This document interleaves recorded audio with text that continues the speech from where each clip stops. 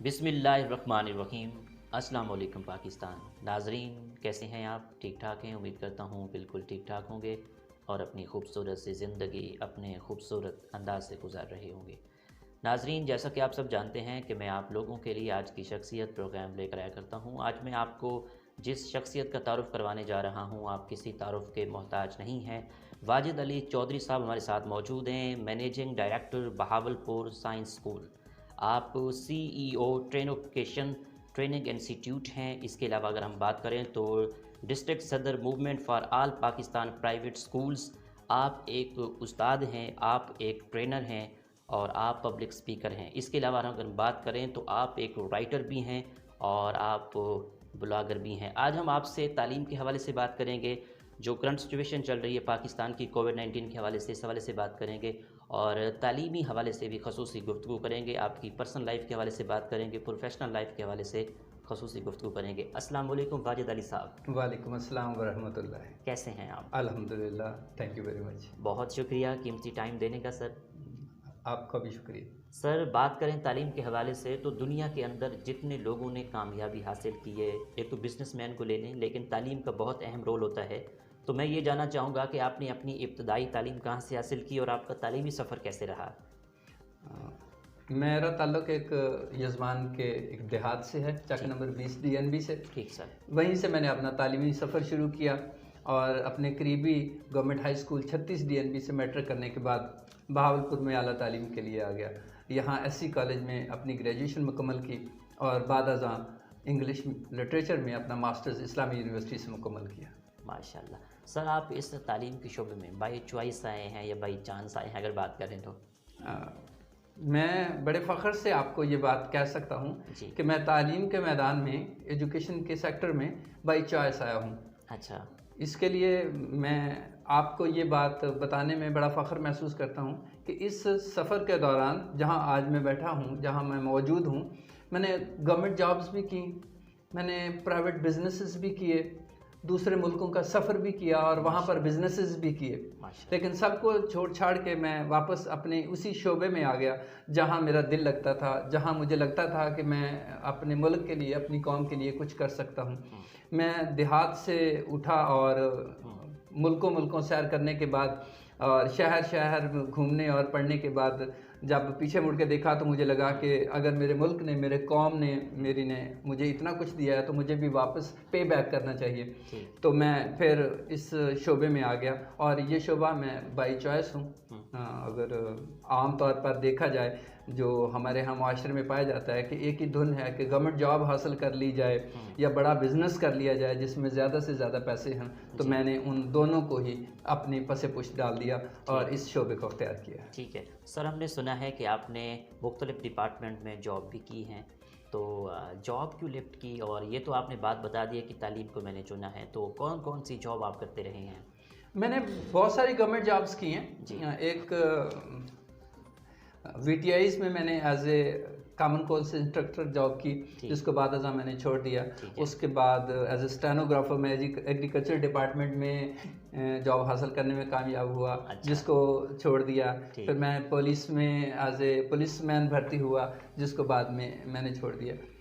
इन तमाम जॉब्स को छोड़ने के पीछे हरगिज़ ये मतलब नहीं है कि मैं इनको बुरा ख्याल करता था, बल्कि मेरा ख्याल ये था कि मुझे ऐसा कोई काम करना चाहिए जिसमें मैं दूसरों के लिए भी कोई रोज़ी रोटी का ज़रिया बन सकूं और दूसरों के लिए भले के लिए ज़्यादा बेहतर तरीके से काम कर सकूं।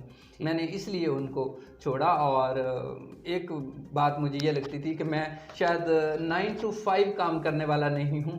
मुझे अल्लाह ताला ने मुझे इतनी सलाहियतें दी हैं, तो मुझे कोई ऐसा काम करना चाहिए जिसमें मैं मैक्सिमम लेवल तक अपना इनपुट जो है वो कौम और अपने मुल्क के लिए दे सकूं। माशाल्लाह। सर माशाल्लाह, आप ज़िला सदर movement for all Pakistan private schools हैं, तो आपके स्कूल के लिए क्या काम कर रहे हैं आप? जैसा कि आप जानते हैं कि तमाम एसोसिएशंस होती हैं, उनका एक ही काम होता है कि वो अपने मुतल्लिका अदारों की भलाई के लिए, उनकी बेहतरी के लिए, उनकी डेवलपमेंट के लिए काम करें। तो movement for all Pakistan private school association जो है वो भी दरअसल छोटा जो स्कूल लेवल है, जो लो फीस स्कूल हैं, उनकी एक नुमाइंदा जमात है।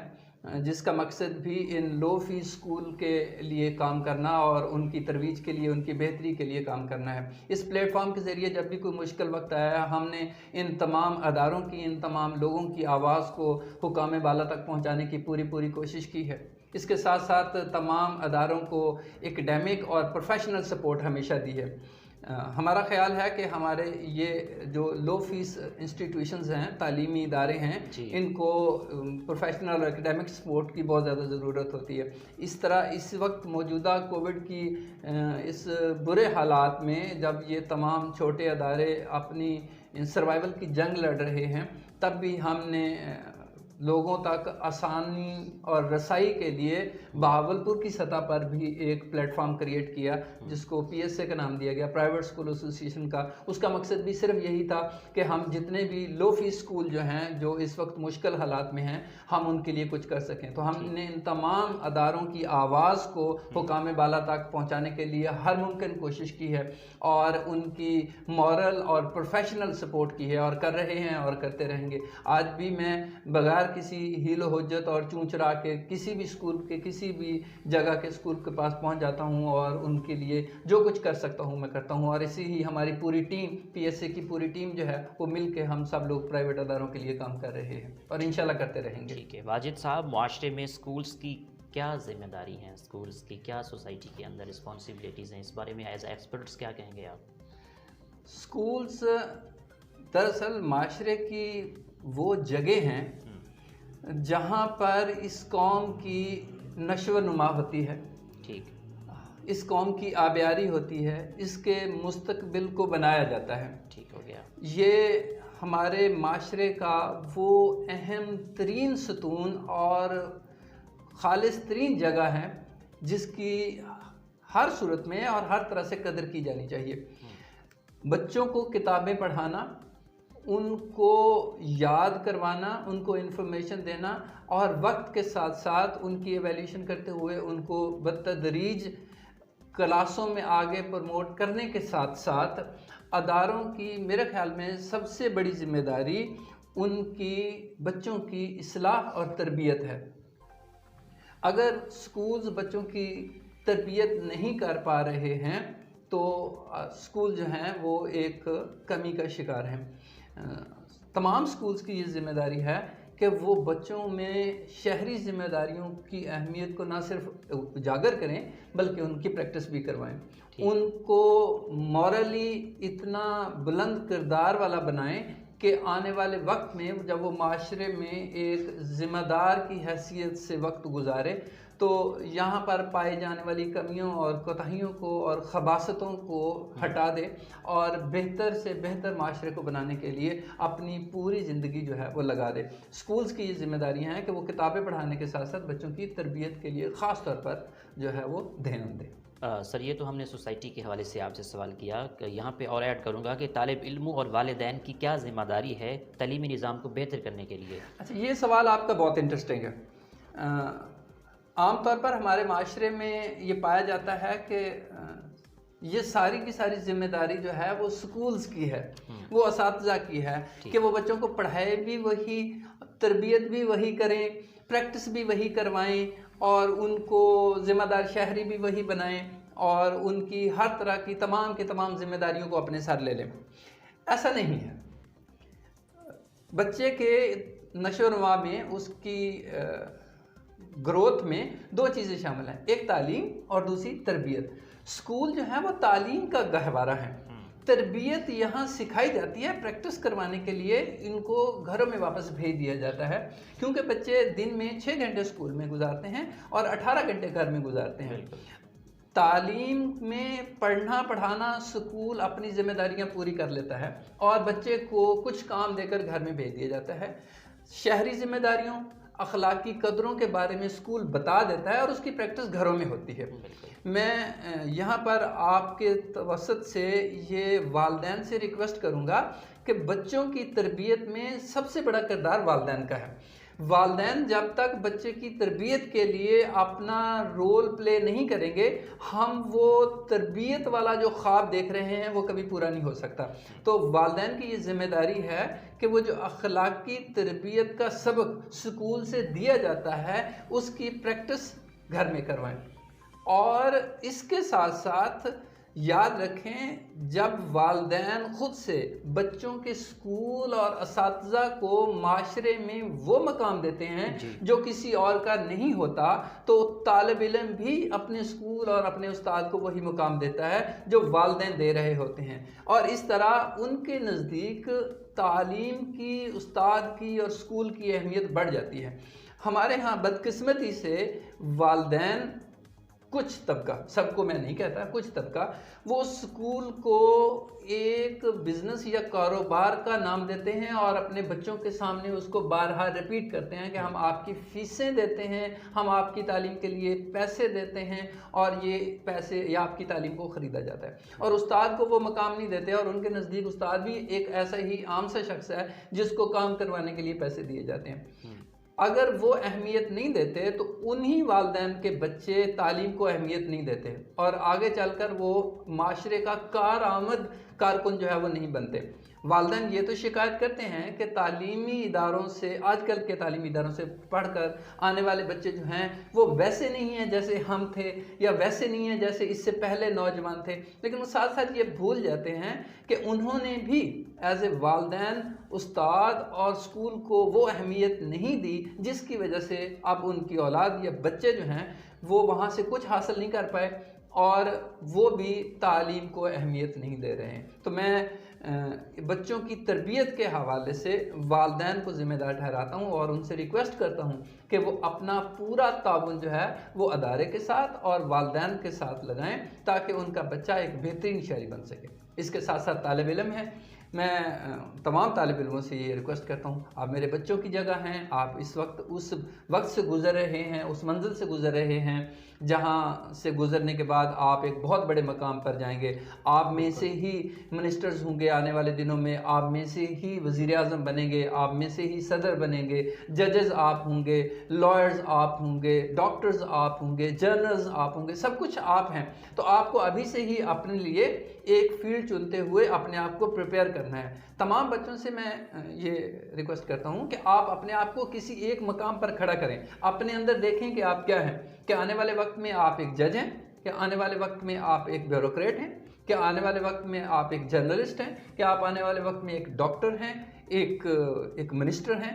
और फिर उसके लिए अभी से अपने आप को बनाना शुरू करें, किताबें पढ़ें, अपनी रोज़ का काम स्कूल का मुकम्मल करें और अपने बेहतरीन मशागल को अपनाएं।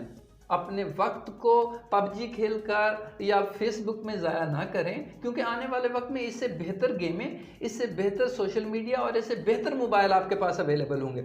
हमारे पास जब हम पढ़ रहे थे तो हमें ये कोई चीज़ सहूलत मैसर नहीं थी। आज आपके पास बेहतरीन सेलफोन्स मौजूद हैं, बेहतरीन गेम्स मौजूद हैं और बहुत सोशल मीडिया पर ऐसी चीज़ें मौजूद हैं जिसको आप इंजॉय कर सकते हैं। लेकिन मैं आपको यकीन दिलाता हूँ, अभी आप अपने काम को, अपने वक्त को उस काम के लिए सर्व करें जिसके लिए ये वक्त है। आने वाले दिनों में आपके पास इससे बेहतर सहूलतें आपका इंतज़ार कर रही हैं और आप अच्छे तरीके से इसको इंजॉय कर सकेंगे। मेरी तमाम तालिब इल्मों से रिक्वेस्ट है कि इस वक्त को बेहतरीन तरीके से इस्तेमाल करें और अपने अंदर किसी एक शख्स को महसूस करें जो आने वाले वक्त में आप बनना चाहते हैं और फिर उसके मुताबिक अपने आप को ढालना शुरू करें। ठीक है सर, यहाँ मैं और सवाल करना चाहूँगा कि तुलबात में लीडरशिप को किस तरह प्रमोट कर सकते हैं? हाँ, लीडरशिप में आमतौर पर हमारे यहाँ ये ख्याल किया जाता है कि जो पॉलिटिशियन बन जाता है वही लीडर है, जो किसी सियासी पार्टी का सरबराह बन जाता है वो लीडर है, किसी मजहबी जमात का सरबराह जो है वो लीडर होता है। ऐसी बात नहीं है। दरअसल तमाम लोग अपनी अपनी जगह पर लीडर्स होते हैं। घर में बाप एक लीडर है, स्कूल में उस्ताद एक लीडर है, क्लास में क्लास का मॉनिटर एक लीडर है, किसी अदारे का सरबराह उस अदारे की टीम के लिए लीडर है। अगर ऐसी तमाम सूरत हाल में अगर गौर करें तो हमें हर ज़िंदगी के हर शोबे में लीडर ही दिखाई देते हैं। अब रही बात कि हम बच्चों में लीडरशिप क्वालिटीज़ पैदा कैसे करें। जी, देखिए, बच्चे हमेशा इमिटेट करते हैं। आप बच्चों के सामने जो काम करते हैं वही बच्चे उसको रिपीट करते हैं। बच्चे वो नहीं करते जो हम कहते हैं, बच्चे वो करते हैं जो देखते हैं। तो बतौर वालिद एज ए लीडर हमें वो तमाम काम करने चाहिए जो हम चाहते हैं कि आने वाले दिनों में हमारे बच्चे में मौजूद हों। एक अदारे के सरबराह को वो तमाम आदात को अख्तियार करना चाहिए जो वो ये चाहता है कि उसकी टीम के हर मेंबर में मौजूद हो। एक उस्ताद अपने आप में वो तमाम सलाहियतों को पैदा करे जो वो चाहता है कि उसके हर बच्चे में, उसके हर तालिब इल्म में वो सलाहियतें मौजूद हों। इस तरह हम अपनी अपनी जगह पर हर शख्स अपने अंदर वो बेहतरीन क्वालिटीज़ जो हैं पैदा कर लें जो एक अच्छे लीडर के लिए, एक अच्छे बाप के लिए क्या चाहिए, एक अच्छे उस्ताद के लिए क्या चाहिए, एक अदारे के सरबराह के लिए क्या चाहिए। तो ये तमाम ज़रूरियात मुख्तलिफ हैं। मैं इनको अलग अलग कैटेगराइज तो नहीं कर सकता, लेकिन मैं जनरली आपको ये कहूँगा कि इन तमाम खूबियों को अपनी ओहदे या मकाम पर मौजूद शख्स अगर पैदा कर लेता है तो उसके नीचे मौजूद लोग सभी के सभी उन खूबियों के हामिल हो जाएंगे। ठीक। सर, CSS के एग्ज़ाम या मुकाबले के इम्तहानात के लिए बच्चों को स्कूल से ही कैसे तैयार किया जाए? हाँ, बहुत अच्छा सवाल है। बच्चों की तरबियत के हवाले से बहुत ही अच्छा सवाल है। हम ख्वाब देखते हैं बतौर वालिदैन, बतौर उस्ताद कि हमारे बच्चे आने वाले वक्त में बड़े से बड़े मुकाबले के इम्तहान में आला नंबर लें और कामयाबी हासिल करें, वो अच्छे ब्यूरोक्रेट बन जाएं, वो मुकाबले के इम्तहान हों तो आला क्लासेस में अच्छे नंबर हासिल कर अच्छी क्लासेस में एडमिशन्स ले लें। इन तमाम चीज़ों के लिए हमारे पास कई एक मराहिल हैं जिनको हम वक्त के साथ साथ ओवरलोक कर देते हैं और बाद में मुश्किल बनती है। क्योंकि मेरा तल्लक स्कूल एजुकेशन से है तो मैं स्कूल्स के हवाले से बात करूंगा कि छोटी क्लासेस से ही अगर हम 1, 2, 3, 4 से ही बच्चे को रिपोर्ट राइटिंग सिखा दें, उसको क्रिएटिव राइटिंग सिखा दें, उसको एसे राइटिंग सिखा दें, उसको को करिकुलर और एक्स्ट्रा करिकुलर एक्टिविटीज़ में इन्वॉल्व करें, उसका कॉन्फिडेंस लेवल अप कर दें, उसकी क्रिएटिविटी की स्किल को बढ़ा दें। अगर हम इन चीज़ों पर वक्त से पहले काम करना शुरू कर दें तो मेरा ख्याल है कि बच्चे जब यूनिवर्सिटी लेवल तक पहुंचेंगे तो उनमें ये सलाहियतें बदर्जा उत्तम पाई जाएंगी और यही वो सलाहियतें हैं, यही वो खूबियाँ हैं जो आने वाले वक्त में मुकाबले के इम्तहानात CSS हों, PPSC हों, उनमें काम आती हैं। रटा काम नहीं आता। तो इसलिए मेरा ख्याल ये है कि स्कूल लेवल पर अगर हम इन तमाम ये जो पर्सनल स्किल्स हैं इनको अगर इन पे हम काम करें और बच्चों में ये पैदा कर दें तो ये मुकाबले के इम्तहानात इन बच्चों के लिए कुछ भी नहीं होंगे। सर, एम्प्लॉय की ट्रेनिंग इंस्टीट्यूट में आप कौन कौन से ट्रेनिंग करवाते हैं जिससे कारकर्दगी बेहतर हो सके? देखें, हमारे पास माशरे में कोई भी शख्स वो जो कुछ भी कोई काम कर रहा है उसमें बेहतरीन वो तभी होगा जब उस काम को सीखेगा। जिम्मेदारा करने के लिए भी जिम्मेदारा सीखना पड़ता है। अगर एक मजदूर कहीं काम करता है तो वो जिस काम को कर रहा होता है उसको भी वो सीखता है। मेरे नज़दीक हमारे दरमियान में कोई एक ऐसा शख्स नहीं है जो वो अपना काम तो कर रहा हो लेकिन उसने वो काम को सीखा ना हो। अगर वो काम को उसने नहीं सीखा है तो फिर वो अच्छा नहीं कर रहा है। हर काम को अच्छा करने के लिए उसको सीखना ज़रूरी है और सीखना या सिखाना ट्रेनिंग कहलाता है। मेरा ख्याल ये है कि हर शोबे के हर शख्स को अपने काम के मुतल्लिक सीखने की ज़रूरत है और उसको सीखने के लिए जितनी भी मेहनत करनी पड़े वो करे, क्योंकि अगर वो सीख लेगा तो फिर वो उस इदारे की या उस जगह की मजबूरी बन जाएगा, ज़रूरत बन जाएगा और उसकी कदर कीमत में भी इजाफा हो जाएगा। अगर कोई सीखा हुआ शख्स, माहिर शख्स हमेशा बेहुनर शख्स से हमेशा भारी होता है।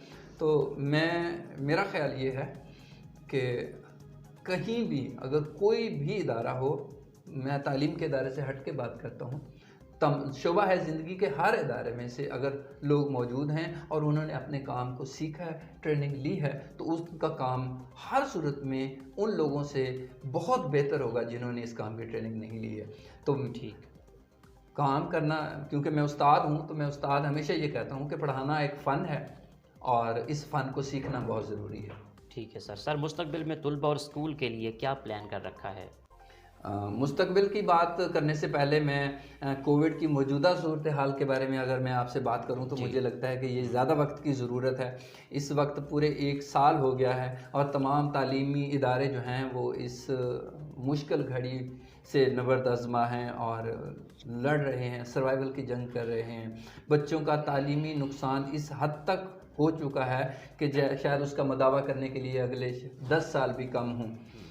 ऐसी सूरत हाल में जब बच्चे स्कूल में नहीं आ सकते, हम उनको नहीं पढ़ा सकते और बहुत ही मैं दुख के साथ ये बात करूँगा कि बहुत सारी मजबूरियों और हमारी कमियों और कोताहियों की वजह से हम जो पिछले कई सालों से 10-20 सालों से जो हाइब्रिड एजुकेशन सिस्टम था उसको अपना नहीं पाए हैं। हमने अपनी क्लास तक ही तालीम को महदूद रखा है और जबकि आज हमारा क्लासरूम बंद है तो हमारी तालीम भी बंद हो गई है। हमने इसके अलावा किसी सोर्स को, किसी ज़रिए को अपना के देखा ही नहीं, तजर्बा ही नहीं किया। ना ही इसके लिए हमें ट्रेनिंग्स दी गई, ना ही इसके लिए तरवीज दी गई, तरगीब दी गई, ना हुकूमत ने काम किया और आज हम उसका नतीजा भुगत रहे हैं। ऐसी सूरत हाल में जब पिछले 1 साल से बच्चों का तालीमी नुकसान पे नुकसान हो रहा है और हम क्या करें? आपका ये सवाल बहुत वैलिड है कि हम क्या करें। तो मैं स्कूल्स के बारे में जो हो रहा है वो तो ये है कि इस वक्त जब ये सूरत हाल हो गई और अब मुश्किल हमारे सर पे आन पड़ी तो मैक्सिमम अदारों ने ऑनलाइन क्लासेस को स्टार्ट कर दिया। ये अलग बात है कि उस ऑनलाइन क्लासेस से हम वो फ्रूटफुल जो है वो नहीं है। उसकी वजह यह है कि बच्चे इस चीज़ के आदी नहीं हैं, वालिदैन आदी नहीं हैं, हमारे टीचर्स आदी नहीं हैं। मुश्किल तो है लेकिन फिर भी बहुत हद तक डेवलप कर लिया गया है इस निज़ाम को और ऑनलाइन सिस्टम जो है वो बहुत सारे अदारों में कायम है और बच्चे अपनी तालीम को जारी किए हुए हैं। अगर कहीं पर ऑनलाइन सिस्टम नहीं है, तालीम जो है वो इंटरनेट के ज़रिए नहीं दी जा रही तो उसके साथ साथ स्कूल्स ने अपनी तालीम के सिलसिले को मुनक़ता नहीं किया हुआ है। वो हर सूरत में बच्चों के साथ अटैच हैं। असाइनमेंट वर्क दिया जा रहा है। तमाम स्कूल जो हैं वो बच्चों को असाइनमेंट बना के दे रहे हैं जो बच्चों में घर में मुकम्मल करके वापस स्कूल्स में जमा करवा रहे हैं। वीकली काम दिया जा रहा है, मंथली काम दिया जा रहा है, व्हाट्सएप पे बच्चों को समझाया जा रहा है। मुख्तलिफ स्कूल जो हैं वो अपने टीचर्स के ज़रिए वीडियोज़ बना कर बच्चों को भेज रहे हैं और इस तरह इस वक्त तमाम स्कूल, क्योंकि मैं प्राइवेट स्कूल्स की एसोसिएशन का एक नुमाइंदा भी हूँ तो मेरी नज़र में जितने भी स्कूल्स हैं उन सब ने कोई ना कोई तरीका अख्तियार कर रखा है। वो बच्चों को अब तालीम से दूर नहीं रख रहे हैं और जैसे तैसे करके वो बच्चों के साथ कांटेक्ट में हैं और उनको तालीम को देने के लिए अपना भरपूर और एड़ी चोटी का जोर लगा रहे हैं और ये तालीम इंशाल्लाह जारी रखेंगे। और मैं तमाम स्कूल्स और अदारों से ये रिक्वेस्ट करूँगा कि आप इसमें वक्त के साथ साथ मज़ीद बेहतरी लाने की कोशिश करें और अब हमें जदीद तरीका तालीम और क्लासरूम एजुकेशन से हटना चाहिए और दीगर जो ज़राए हैं या सोर्सेज हैं या जो तरीक़ाकार हैं जिसके साथ बच्चों को तालीम दी जा सकती है उधर हमें पलट आना चाहिए। अगर ये अल्लाह करेगा कि आने वाले कुछ ही दिनों में ये कोविड इंशाल्लाह बिल्कुल ख़त्म हो जाएगा, लेकिन फिर भी हमें अपनी नागहानी सूरत हाल को सामने रखते हुए हमें दीगर जो ज़राए हैं तालीम के उस पर ध्यान देना है और देंगे। और मैं ज़रूरी समझता हूँ वालिदैन को ये रिक्वेस्ट करना भी कि वो भी इसमें तावन करें, क्योंकि इस वक्त जो है इस सूरत हाल में किसी के बस में नहीं रहा, अदारों के बस में नहीं रहा, टीचर्स के बस में नहीं रहा, गवर्नमेंट के बस में नहीं रहा। तो अब जैसे तैसे अदारे जो हैं वो कोशिश कर रहे हैं, ऐसे वालिदैन भी कोशिश करें ताकि ये तालीम का सिलसिला जो है वो जारी रहे। ठीक सर, मौजूदा मुल्क की सियासी सूरत हाल पर आपका क्या पॉइंट ऑफ व्यू है? सूरत हाल एज आ ट्रेनर, एज आ स्पीकर, एज आ ब्लॉगर आपको पॉइंट ऑफ व्यू दे सकते हैं? देखें, हम बहुत मुश्किल वक्त से गुजर रहे हैं। हम ही नहीं गुजर रहे, पूरी दुनिया इस मुश्किल वक्त से गुजर रही है। महंगाई है मुल्क में बहुत ज़्यादा है, सियासी अफरा तफरी मौजूद है, माशी हालात बहुत बुरे हैं, तालीमी निज़ाम दरम बरम हो गया है, लोगों के हमारा जो सोशल सिस्टम है वो कहीं खो गया है। लेकिन अगर हम गौर करें तो इसमें किसी एक शख्स का कसूर नहीं है। मैं तमाम दोस्तों से, तमाम लोगों से ये रिक्वेस्ट करूँगा कि पॉजिटिविटी को अपने साथ रखें। जिस मुश्किल वक्त से हम गुज़र रहे हैं, अगर महंगाई हमारे यहाँ है तो बाकी दुनिया में भी महंगाई है। हम सिर्फ अपनी महंगाई को देखते हैं। अगर माश की सूरत हाल दिगर गूँ है तो दूसरे ममालिक में भी है।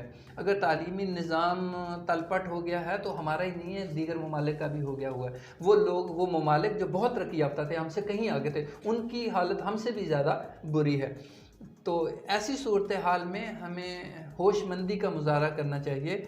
वक्त के हुक्मरान जो कुछ भी कर रहे हैं, मैं उनको इंडोर्स नहीं कर रहा है और ना ही मैं उनको इनकार कर रहा हूँ, लेकिन वो मुल्क की भलाई के लिए कोई भी पैगाम देते हैं तो हमें तमाम पार्टियों से, तमाम सियासत के जमातों से और इन फ़िरक़ों से ज़रा बाला होकर अपने मुल्क कौम को के लिए सोचते हुए उनको लब्बैक कहना चाहिए। और इस वक्त जो है सियासी हम आहंगी की भी ज़रूरत है, माशरती तावन की भी ज़रूरत है, तालीमी बहाली की भी ज़रूरत है। और ऐसी सूरत हाल जहाँ सारे ही मुश्किल से गुज़र रहे हैं तो हमें तनकीद की बजाय कोशिश करनी चाहिए कि तामीर की तरफ जाएं।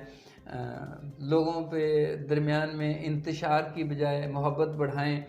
और ख़ास तौर पर जो लोग सोशल मीडिया इस्तेमाल करते हैं, मैं आपके तवज्जो से ये रिक्वेस्ट भी कर दूं कि ऐसे बहुत सारे लोग जिनको मैं ज़ाती तौर पर भी जानता हूं, वो सारा दिन सोशल मीडिया पे बैठ के सिवाय नक्स निकालने के और कुछ नहीं करते हैं। तो मैं उन सब से दोस्तों से रिक्वेस्ट करूँगा कि बिल्कुल नक्स मौजूद है, खामियां कोताहियाँ मौजूद हैं, ऐसा नहीं है कि नहीं मौजूद हैं, मौजूद, लेकिन ऐसे बुरे हालात में कोई तामीरी अल्फाज को इस्तेमाल किया जाए, तामीरी सोच का इजहार किया जाए और सोशल मीडिया को एक दूसरे की हेल्प के लिए और अच्छी बातों के लिए, पॉजिटिविटी के लिए इस्तेमाल किया जाए और सियासी सूरत हाल जो है उसको भी अबतर ना होने दिया जाए, बल्कि उसको मुस्तहकम किया जाए।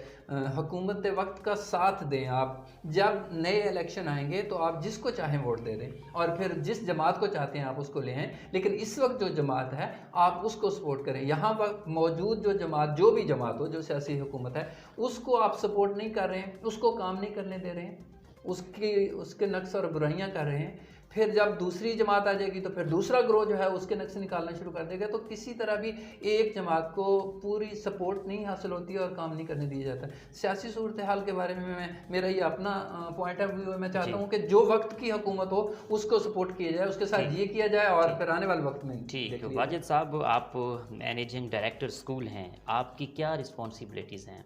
देखें, as a managing director school जो है वो ऐसा मेरी कोई बहुत ज़्यादा जिम्मेदारी नहीं है। अच्छा। मेरी जिम्मेदारी में मेरी टीम है।